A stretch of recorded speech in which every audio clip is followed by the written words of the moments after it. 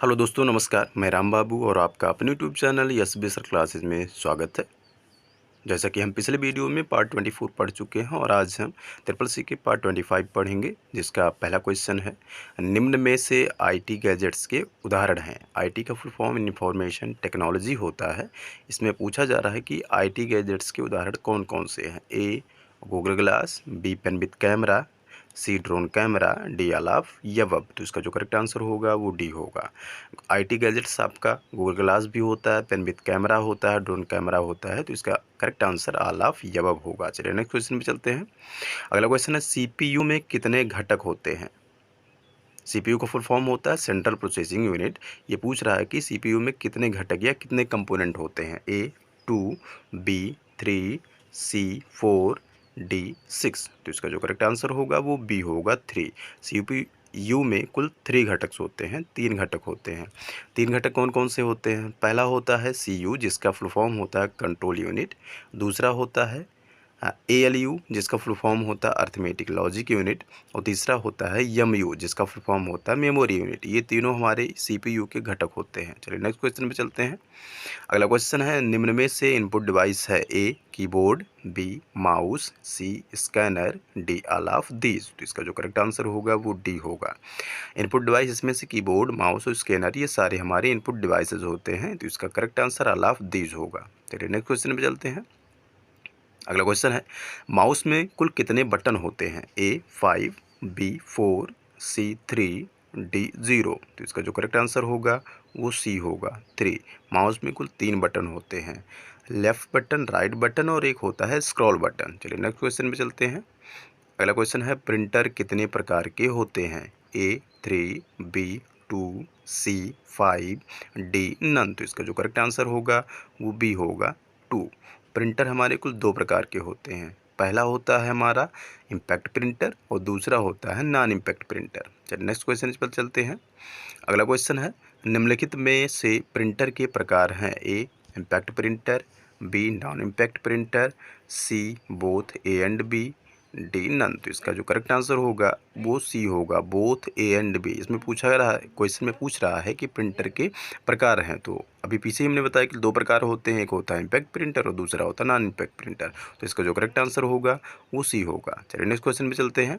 अगला क्वेश्चन है, मेमोरी कितने प्रकार की होती है। ए 3, बी 4, सी 2, डी नन। तो इसका जो करेक्ट आंसर होगा वह सी होगा 2। मेमोरी हमारे जो होते हैं वह कुल 2 प्रकार के होते हैं, एक होता है प्राइमरी मेमोरी और दूसरा होता है सेकेंडरी मेमोरी। चलिए नेक्स्ट क्वेश्चन पे चलते हैं।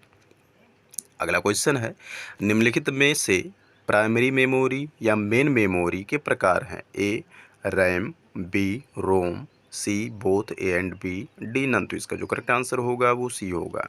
प्राइमरी मेमोरी या मेन मेमोरी के जो प्रकार होते हैं वह रैम होता है और रोम भी होता है। रैम का full form random access memory होता है और रोम का full form read only memory होता है। चलिए नेक्स्ट क्वेश्चन पे चलते हैं। अगला क्वेश्चन है, निम्न में से रैम कैसी मेमोरी है। A volatile, B non volatile, C both A and B, D none. तो इसका जो करेक्ट आंसर होगा वो ए होगा, वोलाटाइल।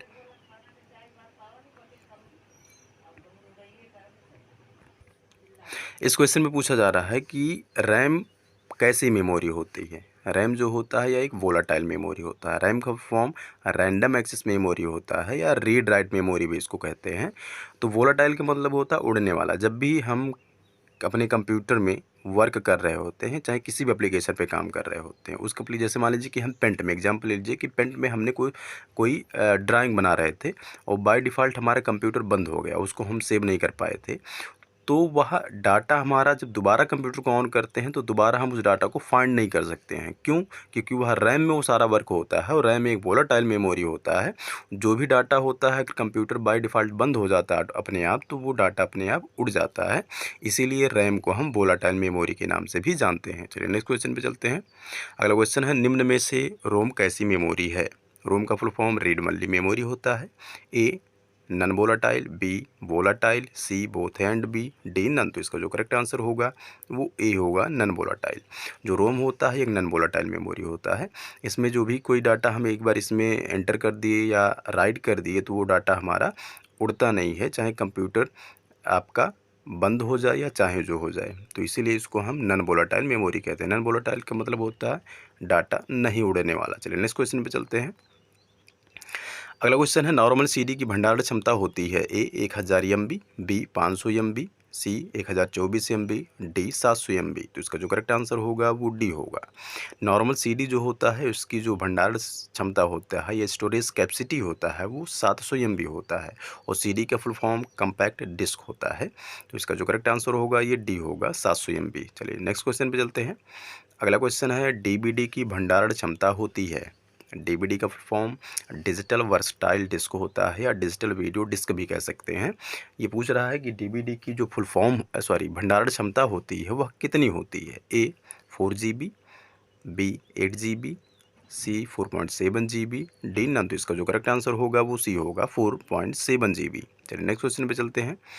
अगला क्वेश्चन है भीम ऐप को कब लॉन्च किया गया था।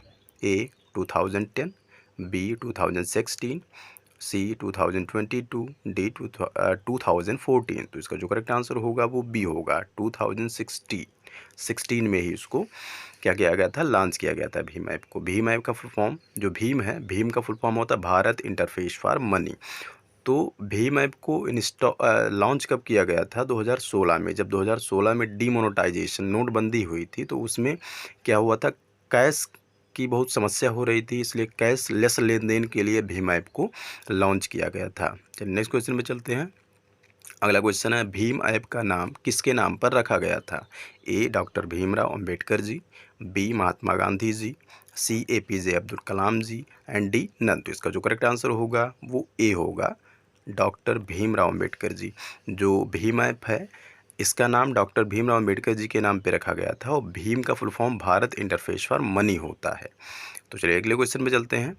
अगला क्वेश्चन है IRCTC का फुल फॉर्म है A Indian railway catering tourism corporation, B Indian railway catering tourism company, C internet railway catering tourism conductor, C none. तो इसका जो करेक्ट आंसर होगा वो ए होगा, Indian railway catering tourism corporation. चलिए next question पे चलते हैं। अगला क्वेश्चन है RTI का full form right to information है ए ट्रू, बी फॉल्स। तो इसका जो करेक्ट आंसर होगा वो ए होगा, RTI का full form right to information होता है। चलिए नेक्स्ट क्वेश्चन पे चलते हैं। अगला क्वेश्चन है hyper text markup language tag code कोष्ठक ये ग्रेटर देन लेस देन का सिंबल है से घिरे होते हैं। ए ट्रू, बी फॉल्स। तो इसका जो करेक्ट आंसर होगा वो ए होगा, ट्रू। जो हाइपर टेक्स्ट मार्कअप लैंग्वेज जो HTML की लैंग्वेज होता है, इसकी जो कोडिंग की जाती है उस कोड को हम कोड कोष्ठक के बीच में लिखते हैं। जो यहाँ पे ये आपका दिख रहा है इसके बीच में उन सारे डेटा को लिखा जाता है। चलिए नेक्स्ट क्वेश्चन पे चलते हैं। अगला क्वेश्चन है ग्राफिकल यूजर इंटरफेस GUI आधारित ऑपरेटिंग सिस्टम को माउस के उपयोग से संचालित किया जाता है। A true, B false. तो इसका जो करेक्ट आंसर होगा वो ए होगा। चलिए नेक्स्ट क्वेश्चन पे चलते हैं। अगला क्वेश्चन है नेट बैंकिंग के उपयोग द्वारा क्रेडिट कार्ड के बिलों का भुगतान किया जा सकता है। A true, B false. तो इसका जो करेक्ट आंसर है वो ए होगा, ट्रू। नेट बैंकिंग के उपयोग के द्वारा हम जो क्रेडिट कार्ड के बिल होते हैं उसका भुगतान कर सकते हैं। तो इसका आंसर ट्रू होगा। चलिए नेक्स्ट क्वेश्चन पे चलते हैं। अगला क्वेश्चन है किसी कंप्यूटर को हैक करना दंडनीय अपराध है। A true, B false. तो उसका जो करेक्ट आंसर होगा वो ए होगा, किसी कंप्यूटर को हैक करना एक दंडनीय अपराध होता है, इसलिए आंसर ट्रू होगा। चलिए नेक्स्ट क्वेश्चन पे चलते हैं। अगला क्वेश्चन है ईमेल फुल डुप्लेक्स के अंतर्गत आता है। A true, B false. तो इसका जो करेक्ट आंसर होगा वो बी होगा, फॉल्स। जो ईमेल होता है या फुल डुप्लेक्स नहीं, ये हाफ डुप्लेक्स के अंतर्गत आता है। फुल डुप्लेक्स जो होता है वो हमारा फ़ोन होता है, वो फुल डुप्लेक्स के अंतर्गत आता है। चलिए नेक्स्ट क्वेश्चन पे चलते हैं। अगला क्वेश्चन है विंडोज़ 10 में मोबाइल डिवाइस प्रबंधन सुविधा उपलब्ध नहीं है। A true, B false. तो इसका जो करेक्ट आंसर होगा वो बी होगा, फॉल्स। जो विंडोज़ 10 है इसमें कह रहा मोबाइल डिवाइस प्रबंधन सुविधा उपलब्ध नहीं है। तो जो विंडोज़ ऑपरेटिंग सिस्टम होता है इसको मोबाइल डिवाइस के लिए भी डेवलप किया गया है, लॉन्च किया गया है। इसमें कह रहा है कि नहीं होता है उपलब्ध, तो इसके लिए यह आंसर फॉल्स होगा। चलिए नेक्स्ट क्वेश्चन पे चलते हैं। अगला क्वेश्चन है क्रेडिट कार्ड के उपयोग से ऑनलाइन शॉपिंग नहीं किया जा सकता है। A true, B false. तो इसका जो करेक्ट आंसर होगा वो बी होगा, फाल्स। हम क्रेडिट कार्ड के माध्यम से ऑनलाइन शॉपिंग कर सकते हैं। चलिए नेक्स्ट क्वेश्चन पे चलते हैं। अगला क्वेश्चन है .MPEG का पूरा नाम मूविंग पिक्चर एक्सपर्ट्स ग्रुप है। A true, B false. तो इसका जो करेक्ट आंसर होगा वो ए होगा, ट्रू। .MPEG जो होता है यह मूविंग पिक्चर एक्सपर्ट्स ग्रुप इसका पूरा नाम होता है, और .MPEG जो है यह एक एक्सटेंशन नेम होता है। चलिए नेक्स्ट क्वेश्चन पे चलते हैं। अगला क्वेश्चन है ईमेल के पासवर्ड को बदला जा सकता है। A true, B false. तो इसका जो करेक्ट आंसर होगा वो ए होगा, ट्रू।